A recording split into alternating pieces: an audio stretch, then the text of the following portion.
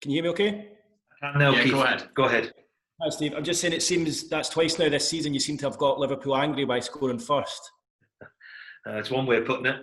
Yeah, I mean, we took the lead against them twice, and it gives you something to hold on to, of course. And for large parts of it, in the first half in particular, we defended very, very well indeed, considering the problems that we've had defensively. I have to say, when they brought on the front three, you do realise, especially in an empty stadium, just what quality the three of them have got. So, but over and all, we did okay.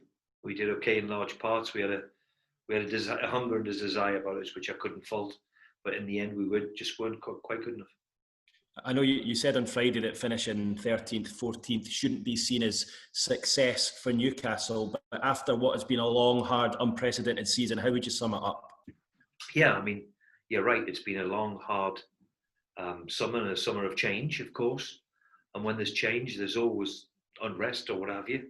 So, but it's been a difficult season in a lot of respects, from the lockdown to change to the big thing for us as well is the number of times we've gone into games with injuries has been horrendous. So it's something we'll have to look at. We seem to be affected worse off than most. Again, today we're missing 7 or 8. And when you get to that sort of level, missing 7 or 8, it's something which has blighted us this season. So let's hope next season can be a little bit kinder in that department. When you say you might have to look at things, what do you mean, just in terms of the training schedule? Soft tissue injuries, for example, were down from last season. The medical side. We have had a lot, to be fair. The dislocation of Fab Shah is one. Kieran Clark going in for a tackle with a broken ankle. A metatarsal for Matty Ritchie. The injuries to Dwight Gayle. It's been relentless. So that is something which, can we do better? Can we have a look at? And we'll see. And just finally for me, you said at the start of the season, obviously when you got the job, this was your dream to be the Newcastle United manager. There's been a lot going on this year, but have you enjoyed it? Can you use that word? Well, I've tried to enjoy it, Keith, and of course, a long, hard season like it is, there's going to be a few ups and a few downs, of course. And what you try and do with experience is just try and stay in the middle. But I've been determined to do one thing, to come and enjoy it. And as I said many times, Keith, it would have been far easier for me, to say, oh no, I don't fancy that because that's too difficult of a job. I might get a bit of stick there. That didn't come into the equation.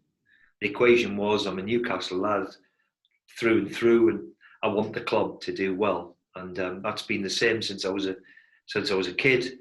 It's something that I always look for, those Newcastle's result. So to be the manager of it, it's been a pleasure so far. Let's see where it takes us in the summer. Okay, Luke Edwards.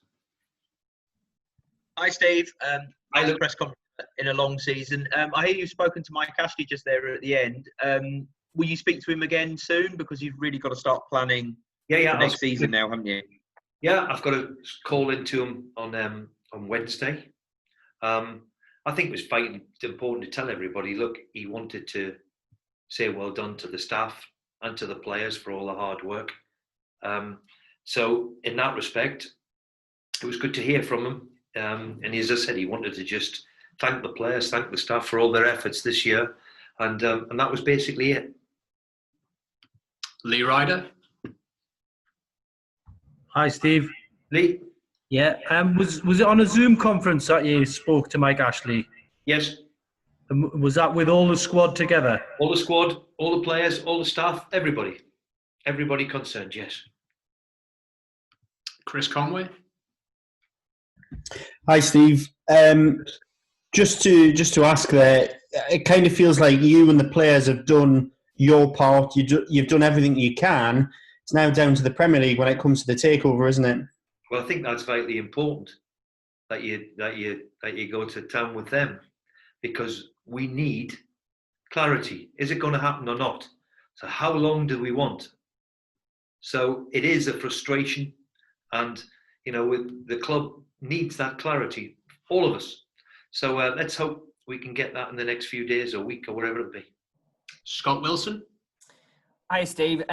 you say it's kind of got to be business as usual until a decision's made. So, you know, presumably this meeting or this discussion with Mike next week is part of that. I mean, are you confident that if there is no change, that Mike and Lee and everyone, the backing's still there, that, you know, there's a shared desire to take the club forward? I'm sure there is. You know, and that's for every Premier League club every year. You know, so, you know, everybody wants the club to do well. But as I keep saying, we need the clarity on the situation of the takeover. And if that's not going to happen, then we need to know quickly. So we can't be business as usual. Miles Stafford? How was Mike Ashley's demeanour? Obviously, I couldn't see his demeanour. He just said, thank you very much to all the players, as I've just said to you. That was it. Back to Lee Ryder. Steve, Dwight Gayle got another goal today. I mean, it'd be good for him to get a good pre-season under his belt now and hopefully come back firing next year. Well, he's one I just said to you in the interview. He's been one of who's been blighted by the time I arrived in China. He had a bad calf, which took weeks and months to get over. And then he did the other one, which took weeks and months to get over. So he's had a great end. So let's hope he can have a really decent summer and come back firing, because he's reminded everybody that the kid's a goal scorer. And I've said that day one, since I walked through the door here, the kid's a goal scorer, and given him an opportunity, he'll score, because that's what he's done all his career. Back to Chris Conway. Hi, Steve. Sorry, just me again. On the takeover. God. Go on. Yes, what? Sorry. There'll be people looking at it who will see that there was no Matty Longstaff in the squad today and will say, that's it, he's gone. But do you think he could stay if the takeover goes through? Could that be the deciding factor? I'm hoping he stays one way or the other, and whether they take over or not. I don't think the takeover is going to influence that. Matty hurt his thigh yesterday, and he's had problems with that since we've come back in lockdown. So I was never going to risk him. Thankfully, his brother was okay, but I don't think Matty Longstaff's situation will depend on whether there's going to be a takeover or not. And I'm still hoping that he'll still be a Newcastle player when I come back in 4 or 5 weeks' time, whatever it is.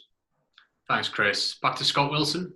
And just the loan lads, Steve. I mean, what's the time frame with them? Will you discuss their positions with them before they disappear off for the summer, or will you let them go on their way? And I've let them go on their way, because I mean, communication now is so easy. So look, we'll have to have conversations with their respective clubs, and look to see if we're going to make any of them permanent, or the alternative is can we have them again for another year and long, whatever. Let's see what the situation happens and see what that develops. And last question, Miles Stafford. Kellen, what's got on late in the game? Must have been pleased to be able to introduce him at the. Well, he'll be remembered that one. You make your debut against the mighty Liverpool team of the champions. He'll remember that 20 minutes. So, yeah, he's been training with us for the last 6 weeks and looks a good player, the kid. So, good to see him get his chance.